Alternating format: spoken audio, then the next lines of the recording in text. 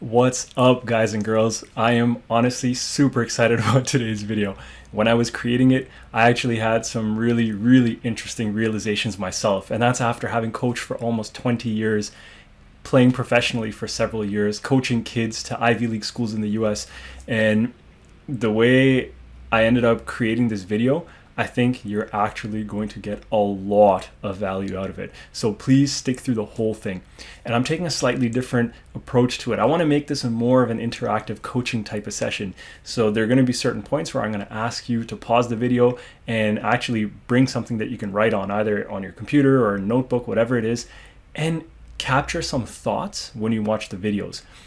What we're doing today is we're watching a couple of clips from the 2014 World Championship final between Ramy Ashour and Mohamed El Shorbagy. If you haven't seen this match, you need to watch this match. It is epic. But all we're doing today is looking at a couple of serves from both players, and we're looking to see the outcome of the serve. And I'm going to go into the details of their targets, their technique, what outcome each serve has, and all of that stuff, because serves are the only shot in the game where you can take as much time as you want, you can prepare for it however you want, and you have full control over the situation. You can choose how much pressure you put your opponent under. The more you practice your serve, the more variations you have. We're not talking variations in this, we're just going to talk about one basic serve in this video, but the more effective your serve is, the more you can put your opponent under pressure right from the start, and depending on your level, maybe even win points right off of the serve. So here we go. Check out these first couple of clips. They're going to start up in a second. But remember, first things first, make your notes and capture what you see in those notes. And then we're going to have a little debrief test. So clip number 1. Here we have Mohamed serving to Ramy. Ramy rips and slots the nick. We're going to see it one more time, and it'll be in slight slow motion. And again, thanks to PSA Squash TV for recording all of this.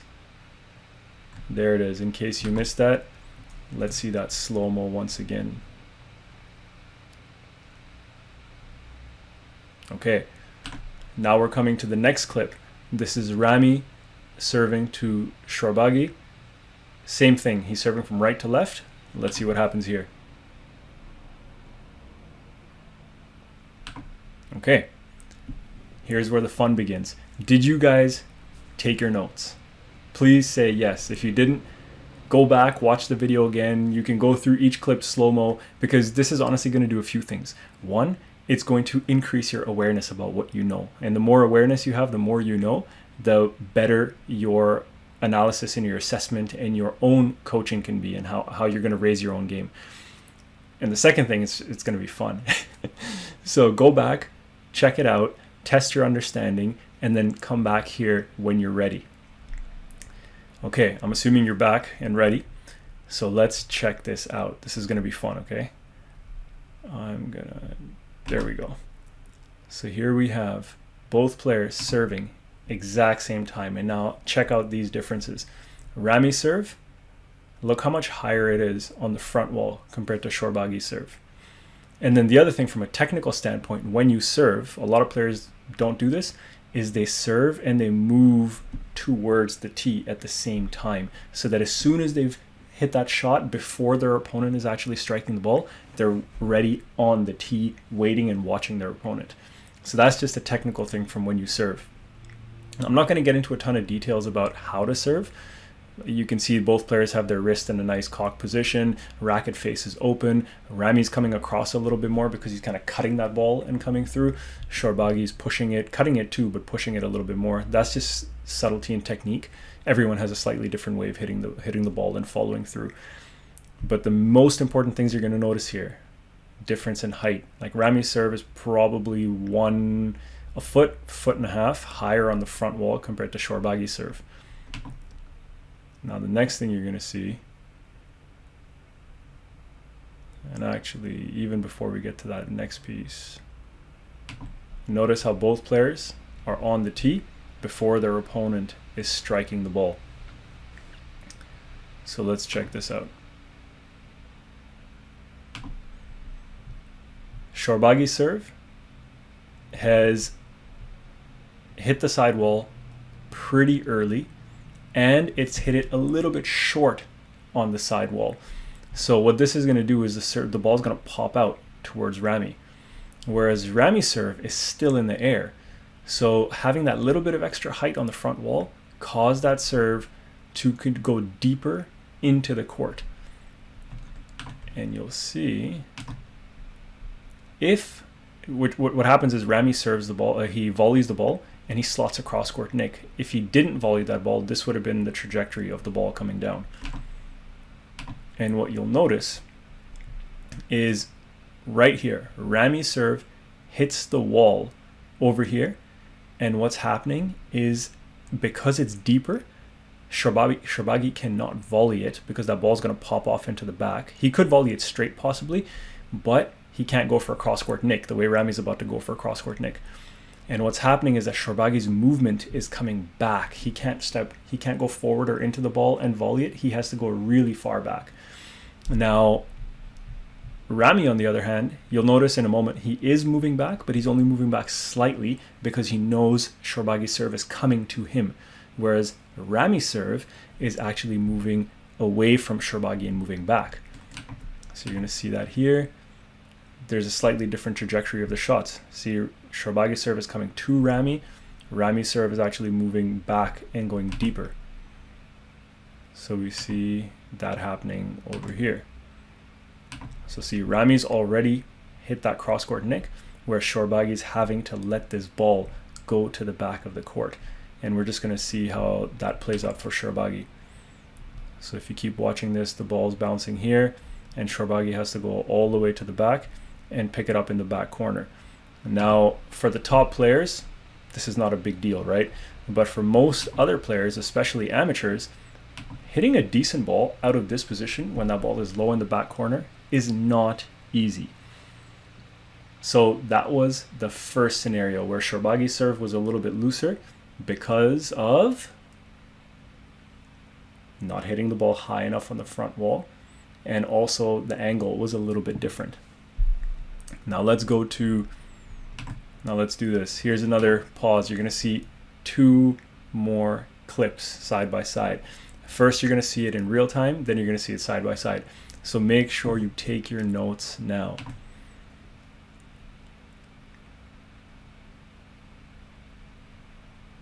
You're going to see it again here.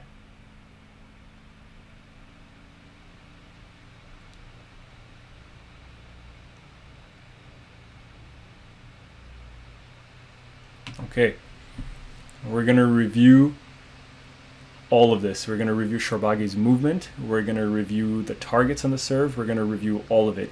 I hope you made some notes because this is going to be a cool way to test your understanding. So here we go. We have Ramy and Shorbagy serving simultaneously. Well, I made it so they're serving simultaneously. And let's check out a few things as we go through this video as well. Okay. What do you notice? What's the first thing you notice? Same thing from the last video. Ramy's serve is significantly higher on the front wall. Shorbagy's serve is lower on the front wall. The other thing I forgot to mention in the previous clip was, and you can watch it again and you might notice a difference. Look how Ramy's serve, you can use these little the white dots on the wall. This is just kind of to hold the glass panels together. You can notice that Ramy's ball is almost in line with this first panel. Shorbagy's ball is hitting the wall significantly to the left of the panel. So you have two elements when it's coming to your serve. You have the height on the wall, and then you have your width on the wall. So you got to get both right. And obviously, depending on how hard you're hitting the serve, how softly you're hitting it, all of that kind of stuff, whether you're stepping into it or not, that's going to change a little bit depending on the outcome that you want. But check this out. So now you notice that Shorbagy, right away, you notice two different reactions between the players. Ramy has assessed this in his mind. It's a subconscious program for him. He knows that based on where this ball hit the front wall, based on how high or how low it is, his brain has automatically processed this ball is coming right onto my racket if I decide to volley it before the side wall. So he's set and he's ready. Shorbagy, on the other hand, you notice is starting to move back because he's realized that this serve is higher and it's wider, so he's not going to be able to volley it comfortably. So now if we keep going, here you begin to see that, right? You see a few things. Shorbagy wanted to go in and volley it, but then he realized he can't, so now he has to readjust. Ramy already knows that he can volley it and he wants to volley it, so he's getting ready. And you notice that, again, look how much higher Ramy's ball is on the front wall. Look how much lower Shorbagy's ball is on the front wall. So this ball with his trajectory is coming right into Ramy's reach. This ball with his trajectory is going high and above Shorbagy's comfortable reach. So let's check this out.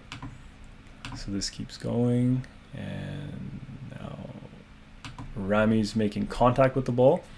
Shorbagy cannot make contact with the ball, and he's watching it, and Ramy's ball still hasn't hit the side wall, but it's been out of Shorbagy's comfort range the entire time, so he can't get it.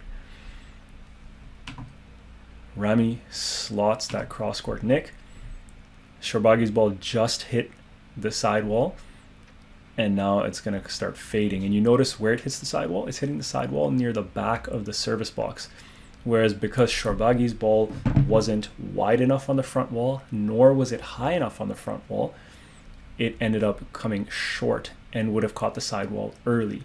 So again, when you think about targets for your serve, especially the type of serve that these players are hitting, you got to do your best to find the appropriate target on the front wall, depending on how hard or softly you're hitting the ball. And then you got to make sure that you're catching that side wall, ideally, so it's high enough, so it's out of the player's volley range, and then near the back of the service box. Because what ends up happening is that the ball travels down, as you can see on the left-hand side of the screen, and then the player is stuck digging it out from the back over here. So now here's the cool part. In these two scenarios, what have we noticed? Just by not getting an appropriate serve by Shorbagy on the right-hand side of your screen, Ramy was able to win the point like this. Obviously, he's executed an awesome nick and stuff. I'm not talking about the skill there. What I'm saying is he gave Ramy the opportunity. On the left-hand side of the screen over here, Ramy's serve was tight, out of Shorbagy's comfortable reach. He hit his targets, and what was the outcome? Shorbagy is starting off in the back of the court instead of volleying. So hugely different contrasting scenarios and outcomes, all because of the accuracy of the serve.